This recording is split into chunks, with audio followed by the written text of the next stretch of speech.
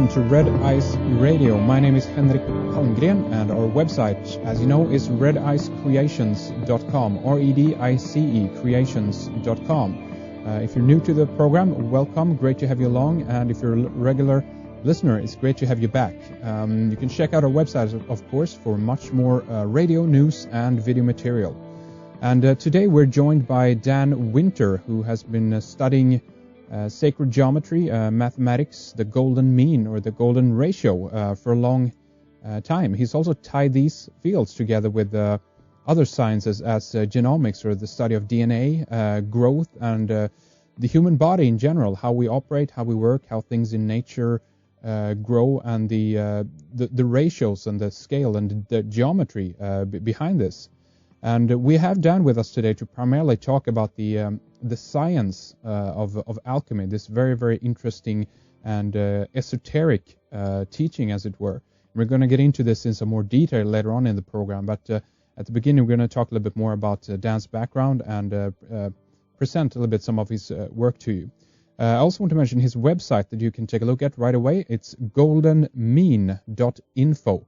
goldenmean.info, and it's a website simply packed with information. It's articles, images, graphs, and videos. There's so much for people who are new to Dan's work to dig into right there. But with that, welcome to the program, Dan. Thank you very much for coming on. It's great of you to spend some of your time with us here today. Thanks, Henrik. I'm enthused to share. It's great. It's great to have you with us. And again, as I mentioned here, your website is vast. There's just tons of material on there for people to dig into. So what I like to do in a way of kind of introducing you, and I guess some of the work that you have presented on your website, I guess you primarily use this as a kind of a platform where you present your findings and the new things that you're researching. And maybe you can just tell us a little bit about how you got involved in this, or if you have any academic or scientific education or in the background, so to speak, here, and also, if you will, how maybe you can mention to us a little bit about how your the main thesis, I guess, of your work, or how this has been developed for you in regards to the golden mean or the golden ratio. Yes, a lot of wonderful stuff. Well, you know, I've been traveling and teaching for almost 30 years. I have a wonderful partner, Valerie, here, and we have a million hits a month on our website. Currently, the focus of the work is that, in fact, fractality or self-similarity idealized by the golden mean ratio is, in fact, the mechanism behind all centripetal forces. And that would include the cause of gravity and the cause of color, the cause of perception, the cause of bliss, and the cause of life force, actually. And indeed, it is the precise mechanism called Grail and alchemy, the black hole principle, which is what alchemy is about. So it's about fractality. That's what it is. And but you asked about my background. That's a good place to start. Yes. So I was educated at University of Detroit. Initially, my undergraduate work was electrical engineering, magna cum laude. My graduate work, which was incomplete, was a master's in psychophysiology and basically biofeedback. I was a polygraph operator. In our graduate research lab, we were the first to discriminate with my mentor, Albert Axe, who was one of the inventors of biofeedback. We were one of the first to discriminate the electrical nature of emotion, particularly fear and anger. Really? And so it set me on a lifelong involvement in teaching and actually inventing biofeedback devices. Currently, the heart tuner and the bliss tuner are my inventions. And the concept of heart coherence, I'm credited in the literature with inventing because I developed the math to measure heart coherence and later taught heart math to take their first EKG and how to do the spectrum analysis of the EKG. So it's been a long time, but yes, mostly the focus has been around the physics of consciousness, which is what we call many of our seminars. And recently with fengshuiseminars.com, teaching the physics and the science behind Feng Shui. After university, I was a systems analyst trained with IBM. I trained in Detroit, Chicago, and Poughkeepsie.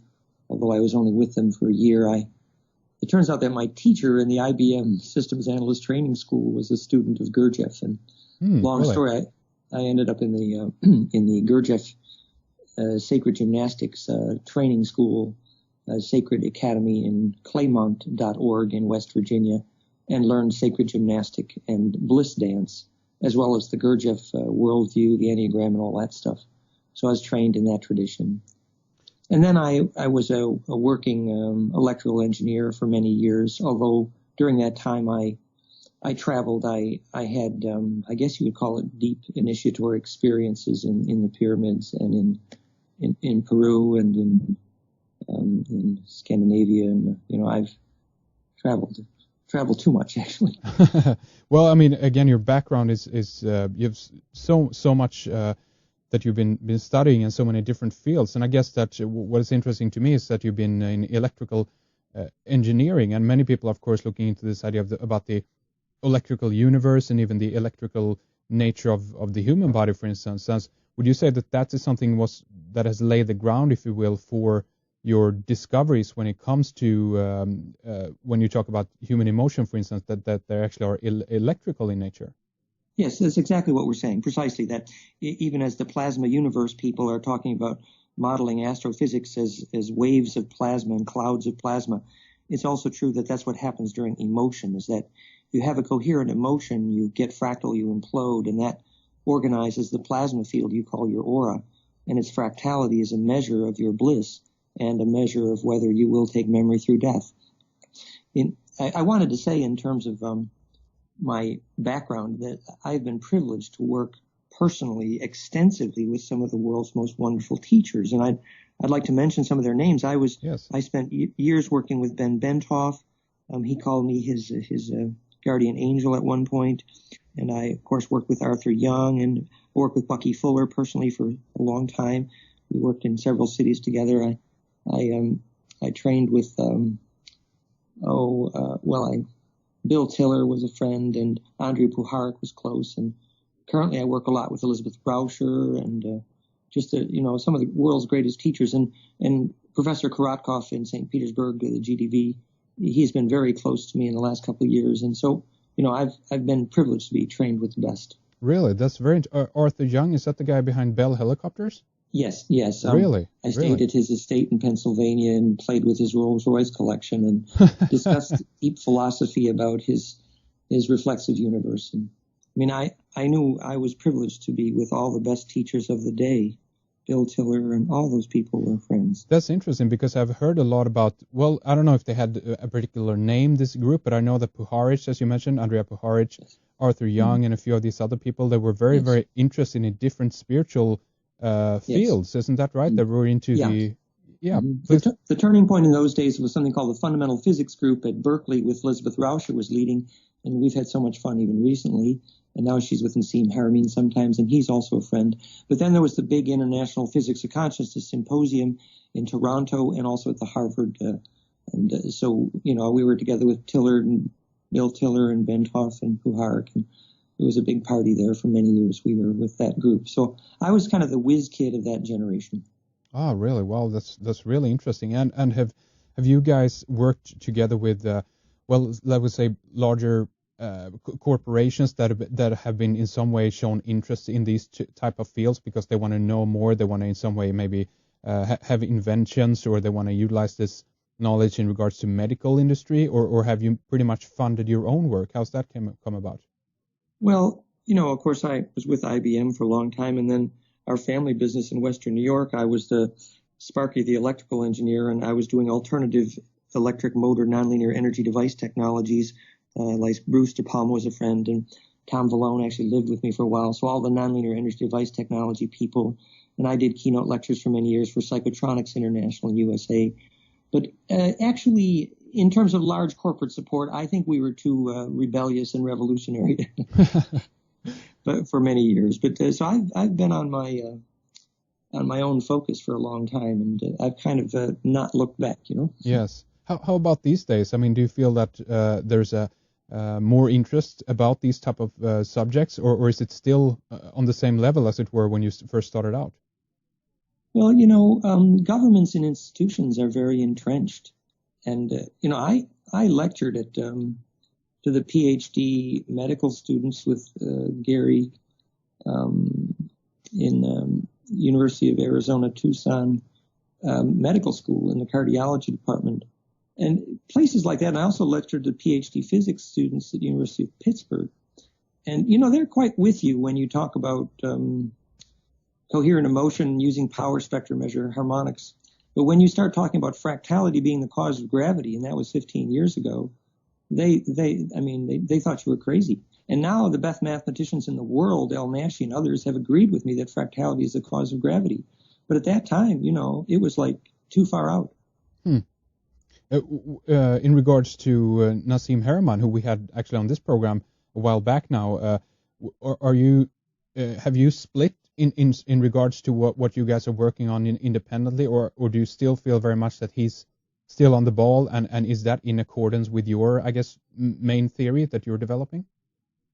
Well, Nassim is a great guy, and I have great respect for him. And he was kind enough to come to the first International Budapest International Physics of Consciousness Unified Field Symposium at my suggestion. And then I sponsored him at our recent Physics of Consciousness Symposium in Suffolk, UK. We had that fun dialogue for a long time where I was trying to convince them that stellated tetrahedron are not fractal. But the point, Nassim has really come around beautifully. He really sees the universe as being everything is a black hole, is a kind of way of putting it, which is what alchemy is about.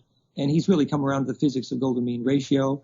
He's done some great work on bioactive electric fields. Nassim has done some good work on teaching. I still joke with him about, if you stellate a tetrahedron, you get powers of 2 and you do not get fractality. But still, Nassim is a wonderful guy, and he's inspired lots of people. Absolutely. Okay, well, very nice. Let's talk a little bit about some of the things then that you've gone into, and maybe we can explain to our audience a little bit about this who might not be familiar with the terminology and so forth. I guess why don't we begin talking a little bit about gravity and fractality and how these things play together. This, I guess, is a theory then that you've been working on for, what did you say, about 15 years, 10 years now? Yes, at least. Mm-hmm. Mm-hmm. It's really, you can express it rather simply that Einstein was correct when he said that the unified field connecting charge to gravity, or electric fields to gravity, the key was infinite non-destructive compression. Unfortunately, as we say, no one had taught him what a fractal was, which is precisely infinite compressibility. And so more mathematicians now today, as I mentioned, El Nashi in Cairo, who also was to be part of that Budapest conference at my suggestion, has confirmed, along with Andre Lind, agreeing with me, that the fractal nature of space is actually the cause of gravity. In order to understand that, it's important to be able to visualize an electric field that's fractal. Yes. And that's as easy as imagining a rose. And that is precisely the shape of the electric field that will cause a seed to germinate. And that's the shape of the electric field that is produced by the Shem or the dolmen called the Garden of Eden, which made an electric field that prevented aging because it was fractal. So physics has been profoundly slow to realize that biology depends on fractal electric fields in exactly the same way that gravity depends on fractal electric fields. And in what way would you say that this then explains that we are, I mean, when we think about the gravity, this is what holds us to the planet. Is how does that work in regards to fractal electricity or the electromagnetic field? How is that? Yeah. First, it's important to conceive that charge that experiences acceleration is the best definition there is for gravity. And if you think of atoms make and have gravity to the extent that their nucleus is fractal to their electrons, and specifically log function golden ratio in their radii, which is now proven for hydrogen. The ratio of the nucleus to electrons is based on golden ratio. That's why and how hydrogen makes gravity. So once you know that the only reason atoms have gravity is that the nucleus is fractal to their electrons, which invites non-destructive charge collapse. And what that is, that creates a wind moving charge between frequencies non-destructively, which is basically Einstein's definition of gravity. And then on a larger scale, if you see people like our friend Peter Gergiev, who was with us in Budapest as well, measuring DNA, making